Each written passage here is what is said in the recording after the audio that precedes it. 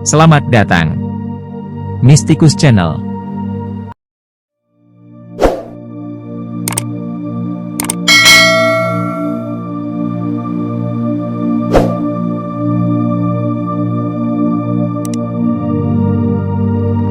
Syekh Jamaluddin Al-Gumuki Al-Husaini. Semoga Allah mensucikan ruhnya. Beliau adalah salah satu dari insan kamil yang Allah busanai dengan Asmaul Husna wal Sifat. Beliau membuatnya sebagai pilar utama dari ilham ilahiyah berupa rahasia yang tersembunyi dan kunci untuk membuka singgasana ilmu. Beliau mewakili Tuhannya sebagai bayangannya di dunia ini, kalbunya dihiasi dengan permata dari esensi wahdaniyah yang unik. Dia menjadikannya sebagai rumah bagi cahayanya. Beliau adalah rezeki bagi kalbu-kalbu para salik dan ia merupakan wasilah bagi mereka yang ingin mendengar kalamullah secara langsung. Beliau adalah sang kibrit al-ahmar, belerang merah, menurut timbangan ilahiyah, sang penjamin bagi tersingkapnya rahasia-rahasia ibadah yang dalam. Beliau adalah kamus bagi bahasa ilmu-ilmu khusus, padanya bersemayam zamrud hijau dan merah delima bagi sang penyelam di samudra itu, yang darinya muncul warisan besar dalam membangkitkan ilmu spiritual dan agama. Beliau memahami perkataan burung dan beliau merupakan penerjemah gairah cinta ilahi dan beliau dimuliakan dengan ilham-ilham dari Torekot Naqsyabandi. Beliau adalah penampilan makom kenabian dari hakikat Muhammad Shallallahu Alaihi Wasallam. Beliau adalah mursid dari mursid, cahaya dari cahaya, arif dari arif. Beliau adalah seorang mursid dari Torekot Naqsyabandi yang mengambil kekuatannya melalui garis hubungan darah kepada Nabi Shallallahu Alaihi Wasallam. Beliau adalah seorang Sayyid Hasani wal Husaini, dan beliau mengambil kekuatan spiritual Torekot Naqsyabandi dari Nabi Shallallahu Alaihi Wasallam melalui Abu Bakar Ash-Shiddiq radhiyallahu anhu dan Sayyidina Ali radhiyallahu anhu. Beliau dilahirkan di distrik Kubu, dari Gazi Kumuk, di Dagestan pada hari Kamis, 16 Muharram tahun 1203 Hijriah, 1788 Masehi. Sejak dilahirkan ke dunia ini beliau sudah berada dalam makomul syahadah, penyaksian, dan sepanjang hidupnya ia berada dalam makomul kasyaf, atau tanpa hijab. Beliau adalah seorang ulama baik dalam ilmu lahiriah maupun ilmu batiniah. Beliau dikenal dapat berbicara dalam 15 bahasa, termasuk bahasa Arab, Persia, Urdu, Pashto, Hindi, Rusia, Turki, dialek Dagestani dan Circassia, dan Armenia. Beliau telah menghafal Quran dalam hati dan mengingat 775.000 hadis, baik yang sahih maupun yang palsu. Beliau adalah seorang ensiklopedia hadis dan referensi bagi tafsir kitab suci Al-Quran. Beliau adalah seorang ahli fikih dan logika. Beliau adalah seorang ilmuwan dan ahli matematika. Beliau memiliki kecakapan khusus dalam ilmu fisika. Beliau adalah seorang ahli homeopati. Bahkan tidak ada cabang ilmu apapun yang belum dipelajarinya secara mendalam. Beliau adalah seorang sufi besar dan menulis buku berjudul Adab Al-Muridiyah fit Thoriqat An-Naqsyabandiyah, Adab Murid di dalam Torekot Naqsyabandi. Beliau adalah seorang kutub dari syekhnya di zamannya dan beliau menempati posisi itu selama 40 tahun. Syekhnya, yaitu Syekh Ismail semoga Allah mensucikan ruhnya, menunjukkan berbagai ilmu rahasia yang penting untuk melatih dan mengangkat murid-muridnya. Ketika Syekh Ismail, semoga Allah mensucikan ruhnya, masih hidup, Sayyid Jamaluddin Al-Gumuki, semoga Allah mensucikan ruhnya, sudah merupakan seorang wali. Di masa hidupnya dua wali besar lainnya dari Dagestan dan Khalifah dari Syekhnya, Sayyidina Has Muhammad, semoga Allah mensucikan ruhnya, dan Syekh Muhammad Effendi Al-Iraqi, semoga Allah mensucikan ruhnya. Ia terus menjadi wali yang membawa rahasia utama dari Torekot Naqsyabandi. Namun demikian, hanya ketika syekhnya, Syekh Muhammad Effendi Al-Iraqi, semoga Allah mensucikan ruhnya, wafat, ia diberi izin untuk menjadi mursid Torekot ini. Beliau berbadan tinggi namun kurus. Kulitnya sangat putih. Janggutnya sangat panjang dan lebat. Matanya merah, suaranya lembut dan manis. Ketika beliau masih muda, beliau adalah seorang murid dari ulama dan sufi di Dagestan. Untuk beberapa saat beliau menjadi sekretaris gubernur Gazi Kumuk. Beliau memutuskan untuk meninggalkannya karena Allah memberiku kekuatan untuk melihat dengan dua mata istimewa, kekuatan untuk melihat ke dalam 7 langit dan melihat menembus bumi. Aku tidak bisa bekerja untuk seorang penindas. Beliau meninggalkan pekerjaan itu dan mengarahkan dirinya menuju Torekot Naqsyabandi yang subur pada masa itu. beliau mempersiapkan orang-orang untuk berperang melawan Rusia. Kemudian ketika beliau menjadi seorang syekh, beliau menjadi penasihat dan pemberi ilham di belakang perlawanan bersenjata Imam Syamil. Semoga Allah mensucikan ruhnya, yang juga adalah ayah mertuanya. Ilmunya mengenai Torekot Naqsyabandi membuat orang-orang dari berbagai daerah datang untuk mendengar perkataannya. Ketika orang bertanya mengapa ia meninggalkan jabatannya di pemerintahan, beliau menjawab dengan kata-kata sebagaimana yang dikatakan. Mereka takjub dengan jawabannya. Dalam waktu yang singkat beliau menjadi sangat terkenal. Sepanjang zamannya Syekh Syamil, semoga Allah mensucikan ruhnya, gubernur lainnya yang bernama Arlarhan, memintanya untuk menerima posisi mufti, pemegang kewenangan agama. Beliau menolaknya dengan berkata, "Aku tidak akan bekerja untuk para penindas." Kemudian gubernur memerintahkannya untuk mengambil jabatan itu, tetapi ia mengabaikannya dan kemudian pergi. Gubernur kemudian memerintahkan agar beliau digantung. Syekh Jamaluddin, semoga Allah mensucikan ruhnya, berdiri dengan tali mengelilingi lehernya dan segera akan dieksekusi. Tiba-tiba gubernur berlari ke arah balkon dan berteriak, "Stop! Stop! Jangan gantung dia." Dalam keramaian itu, gubernur terjatuh dari balkon dan menewaskan dirinya. Orang-orang segera melepaskan tali dari leher Sayyidina Jamaluddin, semoga Allah mensucikan ruhnya, dan membiarkannya pergi. Ini adalah salah satu keramatnya. Perkataannya. Beliau berkata, "Kau harus menggunakan ilmumu. Jika engkau tidak menggunakannya, ia akan digunakan untuk menentangmu." Langkah pertama dalam makom wahdaniyah yang khas adalah menjaga sabda Nabi Shallallahu Alaihi Wasallam, yaitu beribadah kepada Allah seolah-olah engkau melihatnya. Ibadah seorang yang arif adalah lebih baik daripada mahkota di kepala raja. Jika ilmu yang akan kubicarakan berasal dari diriku, maka ia akan musnah, tetapi bila itu berasal darinya, dan karena itu berasal darinya, maka ia tidak akan pernah musnah. Di antara amal yang pahalanya tidak dapat dilihat oleh malaikat adalah zikrullah. Asosiasi terbaik dan tertinggi adalah duduk bersamanya dalam makom atau hiyad. Jagalah waktumu, karena mereka berjalan dan tidak akan pernah kembali. Sungguh malang orang yang lalai. Sambungkan wazifah harianmu satu dengan yang lain, seperti mata rantai, kau akan mendapat manfaat darinya. Jangan membuat kalbumu sibuk dengan kehidupan duniawi, karena itu akan menyingkirkan pentingnya akhirat dari dalam kalbumu.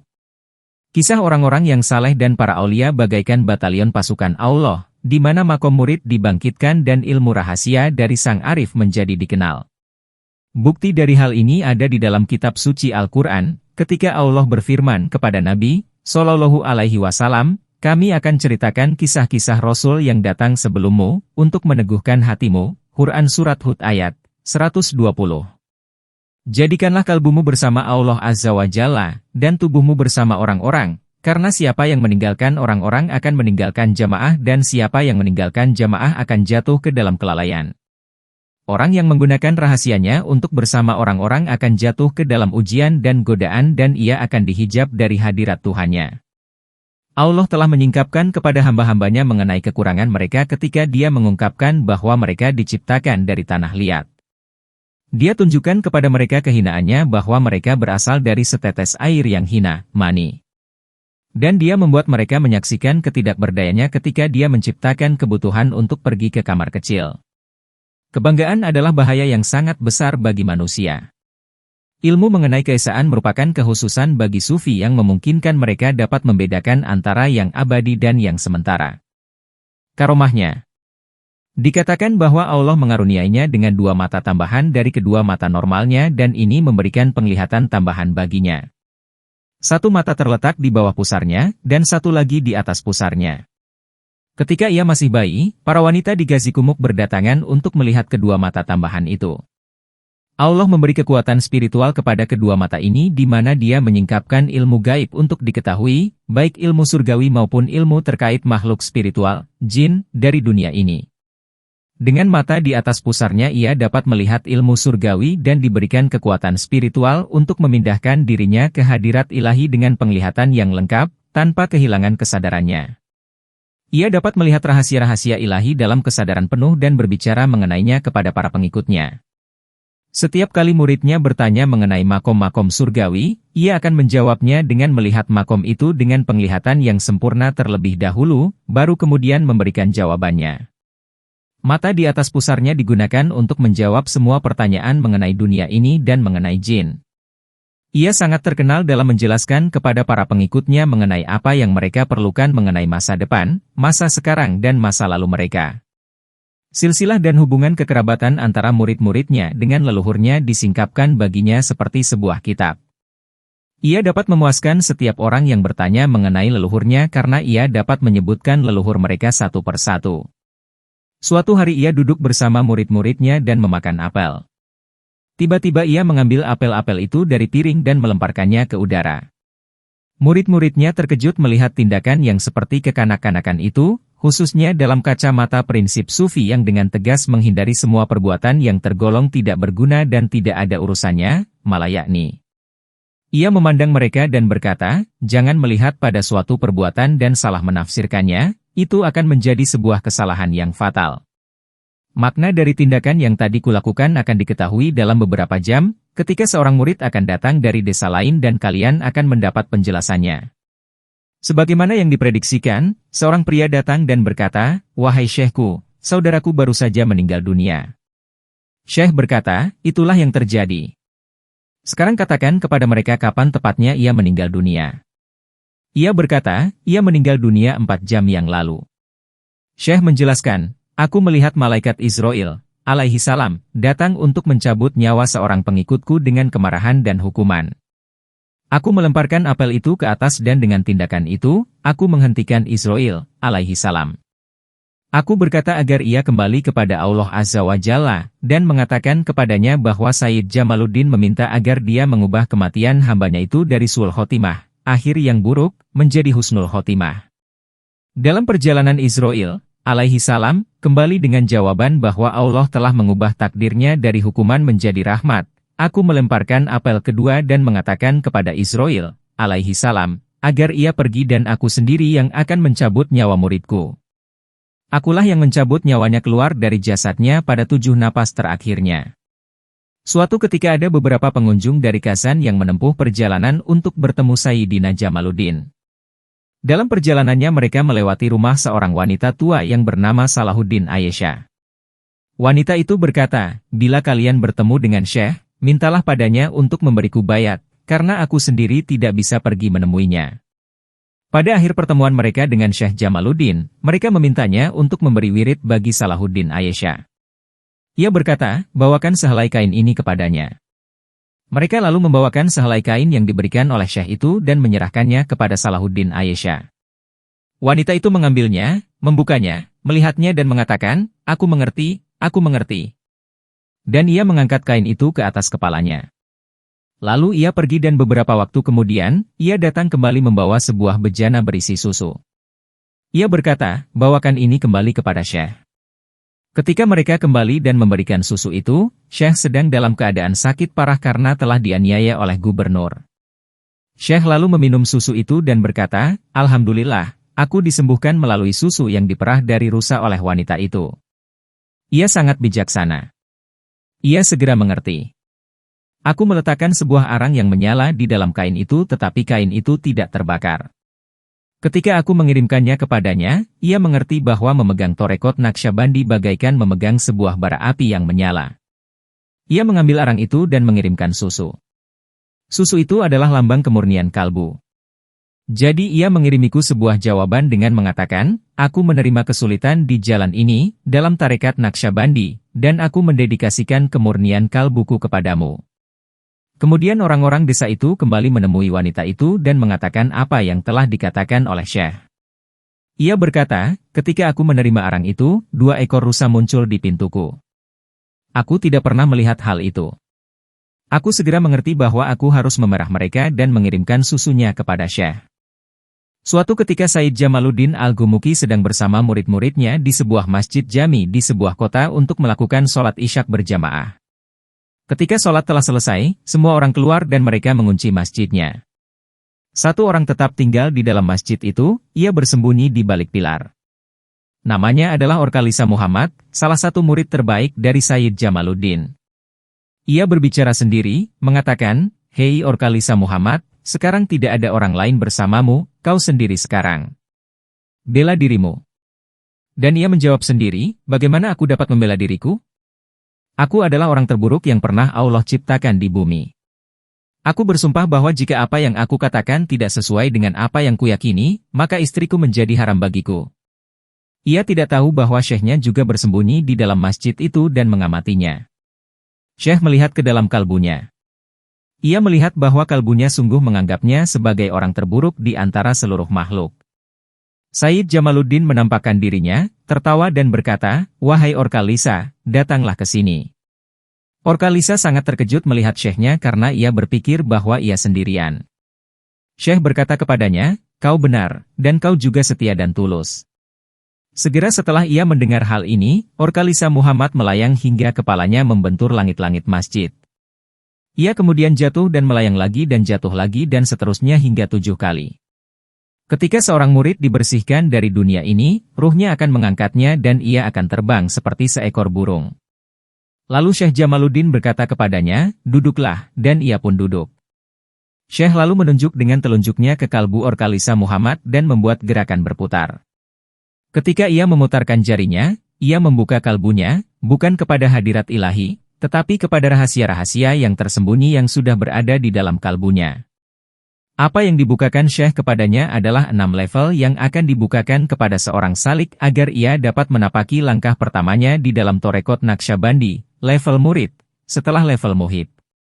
Mereka adalah hakikat daya tarik, hakikat al-jadzbah, hakikat mencurahkan ilmu dengan melimpah, hakikat al-faid, hakikat untuk memfokuskan diri kepada Allah, hakikat at-tawajjuh, hakikat memberi perantaraan atas izin Allah, hakikat at-tawassul, hakikat memberi bimbingan, hakikat al-irsyad, dan hakikat menggulung, dapat bergerak sesuka hatinya di dalam dimensi ruang, hakikat at-tai. Keenam kekuatan yang dibukakan kepadanya adalah langkah utama yang pertama di dalam jalan sufi. Setelah ia membukakan keenam kekuatan ini, ia dapat membawanya ke makom syahadah penyaksian. Di dalam makom itu, ia melihat dirinya duduk bersama 124.000 burung putih yang mengelilinginya. Seekor burung hijau yang besar terbang di bagian tengah. Setelah penglihatan itu, burung-burung putih itu lenyap dan di tempatnya kini muncul rohani dari 124.000 aulia. Lalu burung hijau itu lenyap dan muncul rohani dari Sayyidina Muhammad, Shallallahu Alaihi Wasallam. Nabi, Shallallahu Alaihi Wasallam, berkata, "Aku bersaksi bahwa ia telah mencapai makomul ihsan dan sekarang kau dapat mempercayainya. Berikan dia rahasia dari Torekot Naqsyabandi." Kemudian Said Jamaluddin menuangkan dari kalbunya ke kalbu Orkalisa Muhammad, rahasia-rahasia dan ilmu yang tidak pernah diimpikannya. Ia berkata kepada syekhnya, "Wahai syekhku, apakah hal-hal ini ada di dalam Torekot?" Ia berkata, "Ya, wahai anakku, dan ini baru awal dari perjalanan ini." Dikatakan bahwa rahasia dari syekhnya dapat terlihat pada diri Orkalisa Muhammad. Ia memberikan khotbah Jumat di atas mimbar dan ia dapat menepukkan tangannya dan berkata, "Wahai manusia, menangislah." Kemudian orang-orang mulai menangis. Kemudian ia menepukkan tangannya lagi dan berkata, "Tertawalah," dan mereka mulai tertawa. Kemudian ia memanjatkan doa, mengatakan, "Ya Allah, mereka telah menangis dalam pertobatan mereka dan mereka memohon ampunan-Mu, ampunilah mereka. Dan mereka tertawa atas nikmat dan rahmat-Mu." Kemudian ia akan menepukkan tangan untuk yang ketiga kalinya, dan berkata, "Apakah kalian menerima Torekot Naqsyabandi menjadi Torekot kalian?" Dan mereka semua menjawab, "Ya." Lalu ia bertanya kepada mereka, "Apakah kalian mau berzikir 5.000 kali, Allah, di lidah dan 5.000 kali, Allah, dalam hati?" Dan mereka menjawab, "Ya." Dengan metode ini ia menyebarkan Torekot Naqsyabandi ke seluruh Dagestan, Kazan, Rusia Selatan dan di antara pasukan Imam Syamil. Perjuangannya. Syekh Jamaluddin Al-Gumuki Al-Husani sangat terlibat dalam mengarahkan perang melawan Rusia. Ia berperang untuk menjaga agar ajaran spiritualitas tetap kuat di Rusia, sebagaimana di zaman sebelumnya. Ia mendukung Imam Syamil dalam perang melawan Rusia selama hampir 40 tahun. Prajuritnya semata-mata berasal dari murid Naqsyabandi, karena ia tidak memperbolehkan ada afiliasi lain di dalam pasukannya. Leslie Blanch menulis hal berikut mengenai hubungan mereka di dalam bukunya, The Sabres of Paradise. Syamil mematuhinya, Syekh Jamaluddin, lama setelah ia, Syamil, menjadi penguasa yang angkuh yang tidak mentoleransi adanya kritikan. Dengan tutornya, Syamil termasuk murid yang sangat disiplin dan rajin. Ia mempelajari bahasa Arab dan literatur Arab, filosofi dan teologi, mengalami kemajuan menuju doktrin Sufi yang rumit di mana evolusi agama merupakan prinsip fundamental di dalam Sufisme, termasuk studi komparatif mengenai Adam, Ibrahim, Musa, Isa dan Muhammad. Tampaknya ia bukanlah seorang murid biasa dan Jamaluddin mempersiapkan dirinya untuk takdir yang besar, yang menurut beberapa sumber, telah tertulis di keningnya. Halaman 54-55. Ia, imam kedua di Dagestan, mengalami kemajuan pesat dalam hierarki di madrasah, menjadi salah satu murid dalam lingkaran eksklusif. Namun, betapapun jauhnya mereka menyusun rencana jihad mereka, tetap saja mereka mengambil inspirasi spiritualnya dari ajaran Sufi, Jamaluddin. Imam Syamil menikah dengan putri Mullah Jamaluddin, Zaidat. Halaman 211. Secara umum, Imam Syamil menghabiskan waktunya dalam tafakur atau berdoa, atau mengikuti diskusi teologis dengan guru spiritualnya, Mullah Sayyid Jamaluddin. Halaman 352.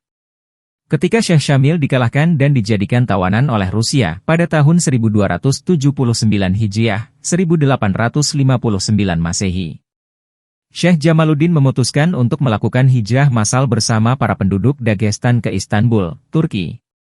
Ketika keputusan itu telah ditetapkan, orang-orang dari Dagestan, Kazan, Chechnya, Kazakhstan, Armenia, Azerbaijan dan daerah lainnya, semuanya mulai mempersiapkan diri untuk meninggalkan daerah yang dikuasai Rusia. Mereka pergi ke Turki dan negeri-negeri Arab lainnya. Syekh Syamil dibebaskan oleh Rusia dengan syarat bahwa ia bersumpah tidak akan melakukan perlawan lagi terhadap mereka. Ia lalu menunaikan ibadah haji dan mendapat sambutan sebagai pahlawan di Mekah, dikatakan bahwa ia diangkat ke atas Ka'bah untuk berdoa di sana agar semua orang memperoleh manfaat dengan melihatnya.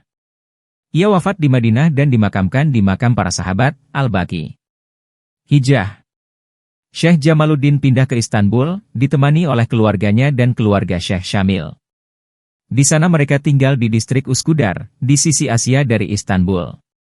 Dari sana ia menyebarkan ajaran Torekot Naksabandi ke seluruh Turki. Pada saat itu semua rumah dibangun dari kayu. Suatu hari kebakaran hebat terjadi di kota Uskudar. Orang-orang meninggalkan rumah mereka untuk menyelamatkan diri. Mereka datang kepadanya dan mendesaknya untuk segera pergi. Ia berkata dengan sangat tenang, "Aku tidak akan pergi karena rumahku tidak akan terbakar.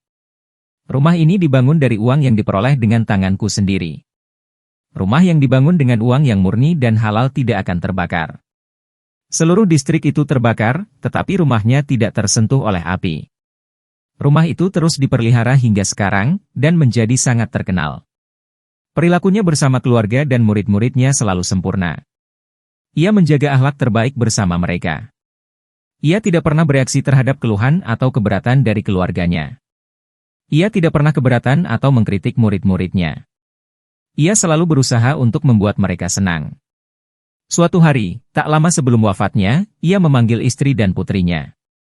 Ia berkata, "Hari ini aku telah melakukan sebuah pekerjaan besar, dan itu menyita seluruh tenagaku sehingga aku menjadi sangat lemah.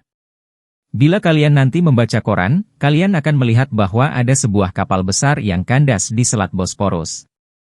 Tidak ada korban jiwa dalam peristiwa itu dan mereka diselamatkan oleh seseorang yang tidak dikenal. Akulah orang itu, dan kalian akan mendengar mengenai hal itu." Kemudian ia wafat.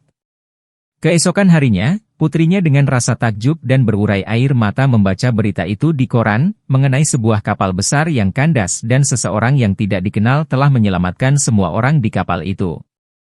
Koran itu masih disimpan oleh keturunannya. Ia wafat pada tanggal 5 Syawal tahun 1285 Hijriah, 1869 Masehi.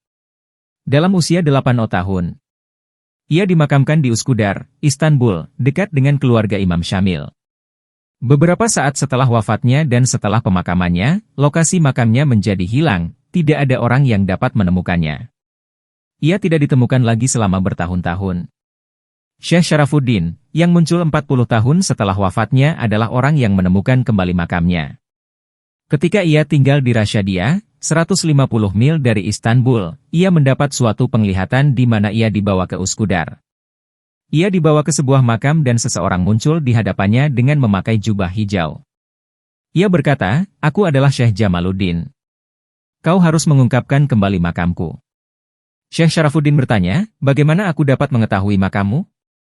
Ia berkata, "Ini adalah makam Karaja Ahmad, seorang wali yang dimakamkan di sini," sambil menunjuk ke sebuah tempat tak jauh dari situ.